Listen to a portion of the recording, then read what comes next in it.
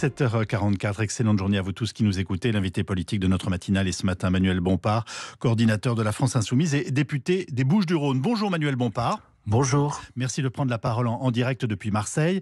Le président de la République va s'exprimer ce soir. Qu'attendez-vous de cette intervention ? Rien. Puisque le président de la République a eu de multiples occasions de chercher à apaiser la situation. Il avait la possibilité de reculer, il avait la possibilité de consulter les Françaises et les Français, il avait la possibilité de faire revoter l'Assemblée nationale sur cette réforme des retraites. Il a refusé l'ensemble de ces possibilités, il a choisi le passage en force. Et donc je crains que ce soir, il essaye encore de nous expliquer que finalement il avait raison et que le pays tout entier qui se mobilise contre cette réforme n'avait rien compris. Donc je crois malheureusement qu'il n'y a pas grand-chose à attendre de son intervention et que aujourd'hui l'enjeu c'est la poursuite de la mobilisation pour faire en sorte que les Françaises et les Français obtiennent ce qu'ils demandent depuis plusieurs semaines, c'est-à-dire le retrait de ce texte de loi. On va largement y revenir bien entendu, mais bon, je crois que vous avez un peu résumé la situation. Il a clairement décidé de passer à autre chose, mais que lui dites-vous ? Enfin, qu'attendez-vous de lui ? Je lui dis de devenir enfin raisonnable, d'arrêter de passer en force, de comprendre que quand un texte de loi n'a ni légitimité parlementaire puisqu'il n'a pas été voté à l'Assemblée nationale, ni légitimité sociale puisque l'ensemble des organisations syndicales de salariés le contestent, ni légitimité populaire puisque vous avez plus de 70% des Français qui sont opposés à ce texte de loi, je lui dis dans ce cas-là, c'est une mauvaise chose de passer en force, c'est dangereux, ça va créer de la tension supplémentaire dans le pays. Et il n'y a pas de honte à reculer quand on s'est trompé, d'autres l'ont fait avant lui. Donc j'aimerais qu'il soit en mesure de redevenir raisonnable, mais malheureusement tous les actes qu'il a posés depuis maintenant plusieurs semaines démontrent qu'il n'est pas dans cet état d'esprit. On comprend parfaitement que son agenda n'est pas le vôtre. La question est de savoir si c'est celui des Français. Et là, que répondez-vous ? Je réponds que manifestement pour l'instant, et si j'en crois les enquêtes d'opinion qui ont été faites, y compris depuis vendredi soir, il y a encore 70% des Français qui sont opposés à cette réforme et qui sont déterminés à ne pas passer à autre chose.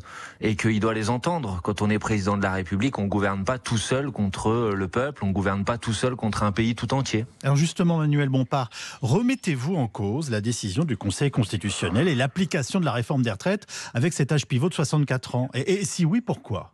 Mais le Conseil constitutionnel a jugé de son point de vue que ce texte était constitutionnel. Je regrette cette décision, je la partage pas. Je pense qu'il y avait un certain nombre d'éléments, y compris juridiques, qui permettaient de considérer que ce texte de loi, la procédure qui avait été utilisée pour le discuter, n'était pas constitutionnelle. Pour le reste, le Conseil constitutionnel n'a pas dit cette réforme est bonne et maintenant vous devez vous taire et passer à autre chose.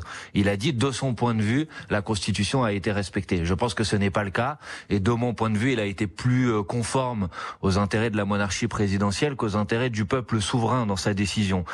Mais pour le reste, c'est pas parce que un texte de loi est jugé constitutionnel qu'on n'a plus le droit de considérer qu'il n'est pas bon et qu'on peut s'y opposer. Ça veut dire que la promulgation de la loi dans la foulée du Conseil vous a choqué ?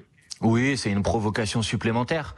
Le président de la République aurait au moins pu attendre puisqu'il avait proposé de recevoir les organisations syndicales et les organisations syndicales avaient dit que si le président de la République ne promulguait pas la loi avant mardi, ils étaient d'accord pour se rencontrer, en discuter.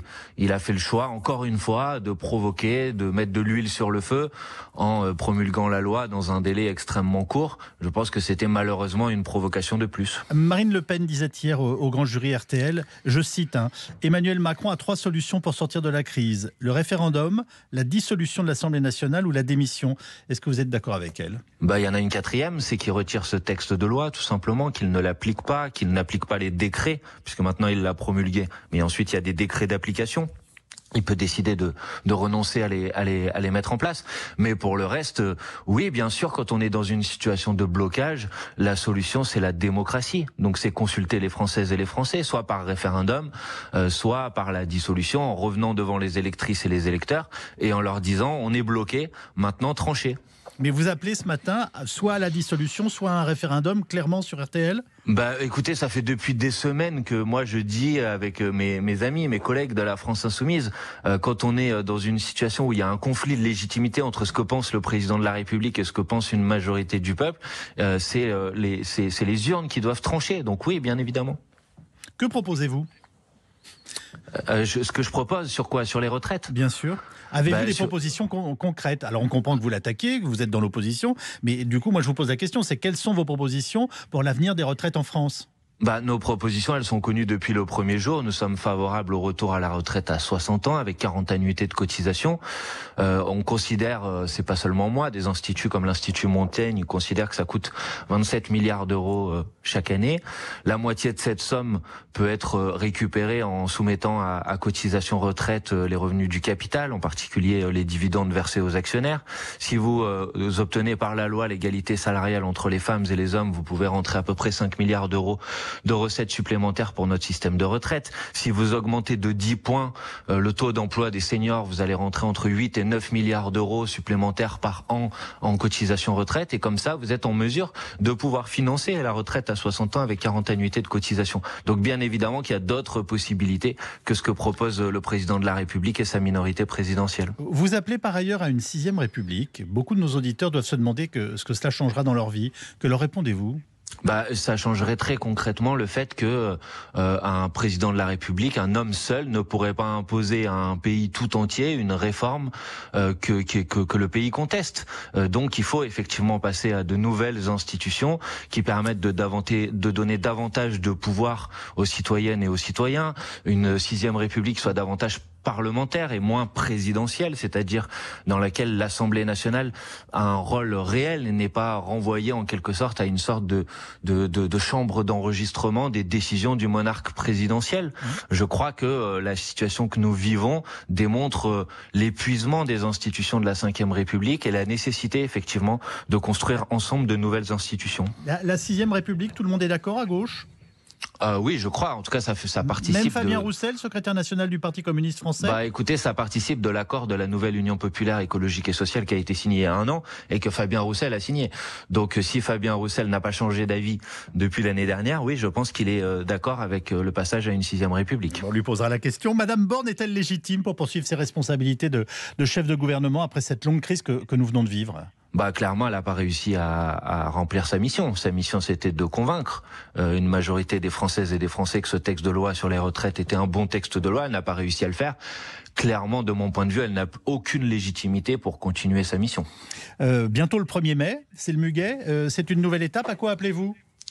J'appelle à appuyer l'appel des organisations syndicales à faire du 1er mai un raz-de-marée populaire. C'est le terme qui a été employé par les syndicats. Je l'appuie de toutes mes forces, de toutes nos forces.